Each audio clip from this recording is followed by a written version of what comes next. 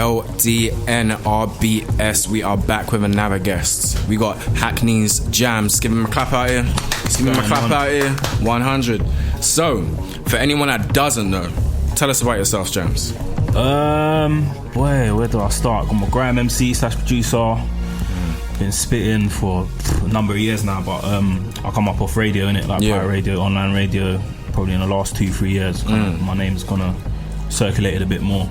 But yeah, man, there's probably loads more we can go into, but that's just a brief overview of what I do. And we definitely will be going into it for sure. Now, producer side of it. Yeah. What made you get into that? Because there's a lot of things, there's a lot of grime MCs, but to say producer at the same time and working it at the same time, what made you get into that?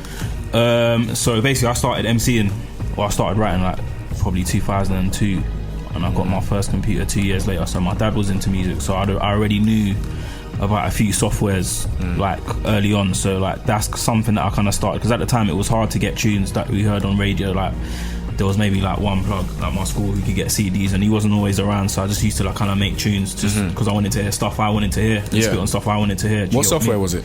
It was Reason. Reason? Oh, I remember that back in the day. Damn. Yeah, I still use Reason up to this day.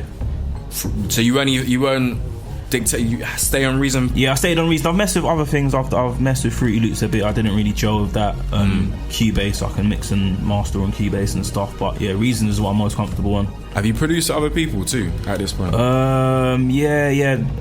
Probably I've produced bits for P Money, PK, Mike Ty, a couple names still. Now, there's one thing I think a lot of people are aware of is the grime sets that you've been involved with AJ Tracy when he's first coming out, Big Zoo when he's first coming out, Mike Ty, yourself. Yeah. Now, tell us about that energy before it started getting to a point where everyone's bubbling.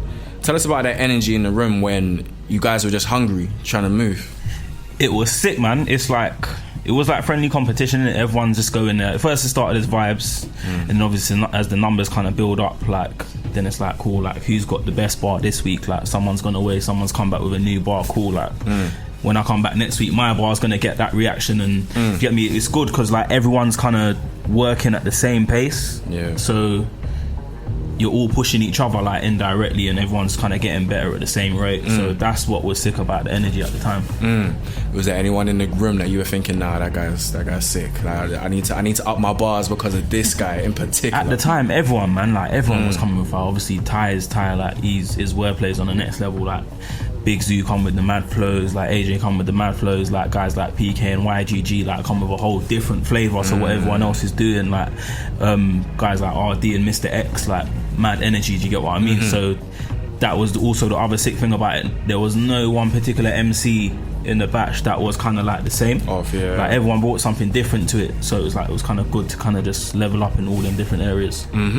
Now also I wanted to say too, with first time I ever heard of your name was actually a while back now. Because it was a while back. Battle MC. Like that's one thing I remember. That's all I saw from you at first against Pause. Oh, on the rinse thing, that feels like an eternity. I hear that. Now I wanted to ask too about that whole day. What was it like? What were you even expecting before you jumped into that battle? Did you even see yourself as a battle MC? No, I kind of got drawn into that by accident. I can't even like. That's a big thing to be drawn into in front of that. Yeah. I think. How did it go down? I think I was on Twitter one day. I was at work, bro. And I see this thing like just popping off in the town. I think Jammz tweeting about he's doing Lord of the Mics. At versus but as a rinse, and he wants some battle MC. So I was like, he jumped in my DMs, and I was like, cool. Do you know what? Like everyone's talking about, everyone's saying my name. I'm not gonna back down. And whoever he's got for me, he's got for me. So initially when we got all added into the chat, the WhatsApp group, like there was another MC in there. I can't even remember who it was. It was this guy from up north, and I was like, I want this guy in it. Jam was like, no, you're clashing Pause. I was like, alright, say nothing.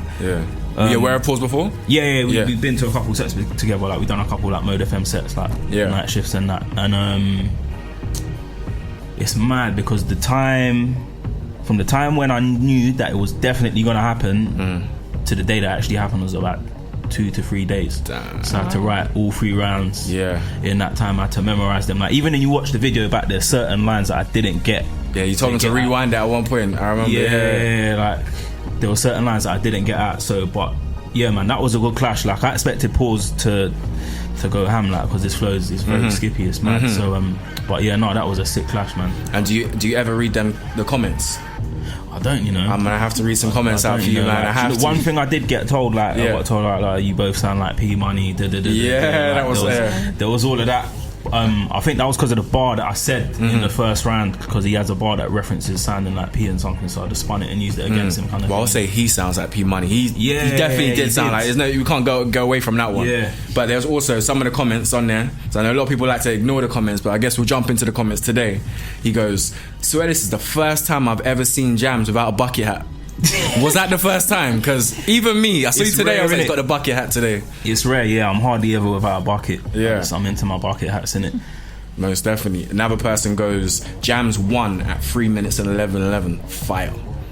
That's what one person saying out there. It was probably, what bar was I saying at that point? Man can't shout about dubs. That was probably the first time I sprayed that bar. Yeah, that was the first time I sprayed that bar. I wrote that bar for that clash. Jammz goes in. Another one here says, let me get another one. Right. Jammz does not sound like Murky. Not one bit. Jammz flow is organic and not no reboard. And his beats are skeng.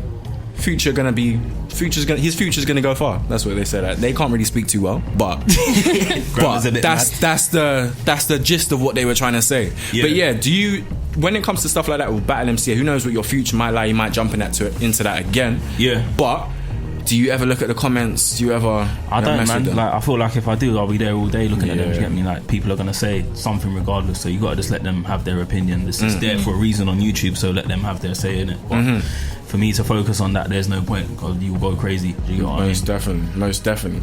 Now, also, music. I wanted to say too, with your music and as a whole, would you you just sampled "I Love You" Dizzy Rascal? Yeah. Well, it wasn't really a sample. It was just an edit. Just an edit. Yeah. So, where did that come from? Like, what was the inspiration to make that happen, at least? Do you know what? When I put out the original single, "Who's That Girl?" like, a lot of people were saying, "Yeah, it reminds me of I Love You." Yeah. Like, and Sway F Your Ex. So I tried to find the F Your Ex instrumental, couldn't find it, so I said, cool, let me just put it over the I Love You instrumental and put it on Twitter and see what people are saying. I put it on there and it got more feedback than the original, so I was like, cool, this is a thing. Yeah. So I just slapped it out, man. Like, people are feeling it. So if they're feeling it, just give it to them, innit? What was the inspiration behind the track? Alright, cool. So it was in studio. I got the beat from Q about maybe a year and a half before we put it out. And like, as soon as I heard the beat, I was like, I need this, I need to do something with it, but I didn't know exactly what I wanted to do with it. And then I was in the studio one day just going through tunes, and then I was with Shemzy, big up Shemzy, and a couple of other guys in the studio, and I was listening to the tune, but while this is going on, like, one of my other friends is there, like, he's having a mad argument with his missus on the phone. So like, we start bantering him and mocking him, like, who's that girl? So like, that's how the chorus come around, and then the rest kind of just flowed from there. It just wrote itself, really. Okay. So whilst you were at the studios, when you actually got the inspiration for the track. Oh, great. Warrior EP. Yes. I want to say, now being someone that is heavily involved in art, I want to say that was great. I will say that you're here right here now. I'll let you know the way you presented that, the way a lot of people caught on to what you were doing, just from the billboards. Tell me where the inspiration came from presenting that EP the way you did. Do you know what? Yeah, like, I wanted to do a project that actually just meant something. I don't like putting out music for the sake of putting out tunes. Like, everything I do has like a meaning or a reason behind it. Like, so with that, like, out of the new batch of MCs, like, nobody was really talking about what was going on. Like, nobody was really addressing that. So I just kind of addressed a few things. Like, obviously the whole thing with Brexit, that was one of the things behind it. I just kind of wanted to capture the mindset, like, of a young person just growing up in London or in any urban place right now, and I tried to capture it as best I could, like, even down to the artwork. And the way I put it out, it was all kind of guerrilla style campaigning. Like, I didn't do any mad like campaigning, it was just all off our own backs, but and organic as well. So like, I feel like that resonated well as well. Kind of like, it was received how I wanted it to be received, which is good. So simplistic, but it made an impact for sure. And you spoke about grime today. What would you say your take on how grime is doing right now as a whole? I think it's sick. I think it's doing better than ever. Like, a lot of people, like, say, it's not like how it was back in the day, but like, let's be real, and it's not going to be how it was back in the day. Like times have changed. Like the way people receive music has changed. Like the way people listen to music has changed. Like, for me, it's actually better. The process, like if you compare like how easy it is for an MC to put out a tune off their own back, most definitely, like maybe 6 or 7 years ago, to how easy it is to do it now, and to be able to monetize off it, it's so much easier, bro. Like from an artist perspective, and there's so many more people who are open to listening to grime at the moment as well. Do you get what I mean? So like, there's never been a better time than now to be a grime MC, if I'm honest. Even there's a lot of younger generations of grime MCs right now keep on saying that they never say the names, but they keep on saying there's people at the top of the game who have been at the top of the game that are hating on the younger generation. Have you ever seen, I know you've been around a lot of these situations, have you ever seen them? Like, yeah, it's natural, you're gonna get that, bro. Like, come on, think about it, yeah? Like, there's MCs who've been doing this thing for 10 years, like, and the spotlight is only just now coming on grime. Like, it's only natural guys are gonna feel like, do you know what, I've been here for 10 years, like, it's my time to shine, innit? Yeah. And let's not forget, cool, there's older MCs and younger MCs, but age doesn't really mean anything. We're all MCs. At the end of the day, it's still competition. You know what I mean? Like, you still gotta carve your own lane and make your own space. So, like, yeah, some of that goes on, but it's down to, you can't moan about it. Like, you gotta just kind of just knuckle down and do what you're doing, man, because if you spend too much time complaining, you're gonna waste time. Do you get what I mean? One of the people that I guess didn't do that to you is someone that brought you on tour with him, Kano. Yeah, tell me, because there's a lot of people, I'm sure there's a lot of MCs, even MCs on your level, looking at you right now going, damn, man, like, Kano, that's a big deal in this country. So what was that vibe like? It was sick. That, like, for me, going on tour with Kano was a very mad thing. Like, he was one of the first MCs, or if not the first MC I heard, that made me want to like start writing. Do you get what I mean? Like, I used to listen to Nasty Crew regularly every week on Deja. So like, when I stood back and thought about it, the transition was mad, but like the actual experience of going on tour was sick. Like, you're going to a different city every day, like you're performing every day. Like, as you're performing and the days go by, you can feel yourself getting better as a performer on the stage as well. And even just observing the way he does his stage show, like, it's a world away from standing in the same place and just spitting bars on radio. Like, there's certain things that you've got to learn. If you want to be like an actual artist or performer, there's certain things that you just have to learn. And there was a lot of observing that I done, like, during those 2 weeks. Like, we had some sick shows, man. Any conversations with Kano that you can look back and say, yeah, that was inspiring? Do you know what? I didn't even get a chance to talk to him that much. Like, you don't realise how much actually goes into a tour, like, behind the scenes, who you actually are a part of one, if that makes sense. Like, certain times you get there and it's like he's sound checking, or he has to talk to his sound man, and after he's talking to his sound man, he's taking his 20 minutes, because before you do that, like, it's like doing a workout for 2 hours on stage. I'm not even gonna lie, like, the lights are hot, you've got to manage the stage well, you've got to control the crowd, so like, you just need your time to just get into that zone and make sure you're ready for what's about to happen, innit? So it was just more so just looking and seeing how he does things that I kind of took from, rather than speaking to him. But like, the few words that I did have with him, like, they were very helpful, man. What was the maddest city too? Do you know what? Randomly, Cambridge, bruv. Like, from the moment we come out, it was mad. We come out of Cambridge, and big up Jack that walked out before me, my DJ. He's walked out and people are screaming his name. So I'm thinking, raw, like, what's going on here? Like, so we've done the first 2 PAs. We've done the first 2 PAs. Everyone's mad. They've started mosh pitting. Like, about 80% of that set was like reloads, but not forced ones, like proper organic reloads, to the point where I've looked around and I've seen Kane's manager out behind me, like, he's come out like, what's going on, kind of thing. But I think that was definitely one of our better cities. That and the London show. The London show was mental. So they done I think it was 3,000 in the Troxy, and it was sick, because I was thinking, cool, like, home crowds, but everyone's come here to see Kane, we're the support acts in it, so I don't know how it's gonna go down, but they showed us mad love. They showed mad love. You don't normally hear that too from London crowds. Do you get what I mean? It's very rare, man. London crowds are like, they're very stiff. It's like we've changed in the last couple months, I know, because Giggs' show didn't look like a London show for some reason. Like, that was a crazy show. But I think London listeners are very picky with what they want to listen Most to. Definitely. Like, everything is here, so they don't have to kind of go out of their way to get things. It's readily available, isn't it? Most definitely. Right, so I've got some quick fire questions out here. Can't dodge any of them. Go on. So, here we go. Just down to preference of Jammz. Skepta or Wiley? Skepta. Oh, that was very quick. 2004 Skepta though. Jeez. Okay, fair enough. Kano, Retchery 2. Kane. See, as a Retchery 2 fan, it just hit me a little bit, but it's alright. Do you know what? Wretch was a bit too lyrical for me. Like I think Wretch is sick but personal. That's the most honest answer I've ever heard. That's too lyrical for you. Yeah, he's too sick with it. Kane had a bit more vibes to him. That's why I was more drawn to that. True. Gigs or Gets/Ghetto? That's a hard one right there. Do you know what, man? Gigs. I don't listen to a lot of rap, but I listen to gigs in it. So there we go. Right. Who won? Chip or Young'un? Chip. Very quick. That's just simple. Very simple. Now also, battling.